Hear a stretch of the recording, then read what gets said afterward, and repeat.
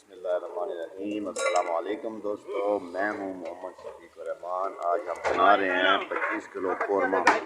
आइए देखिए कैसे बनता है।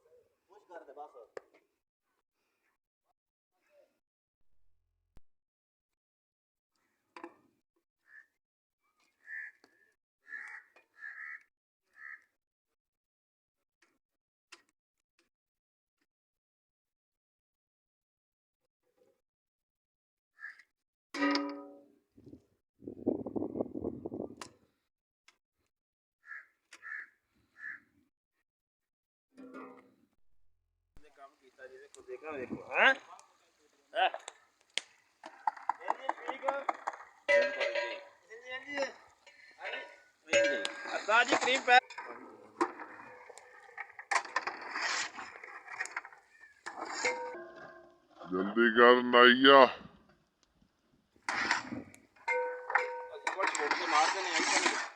चार दिहाड़े फुट नहीं जाता नाइया ना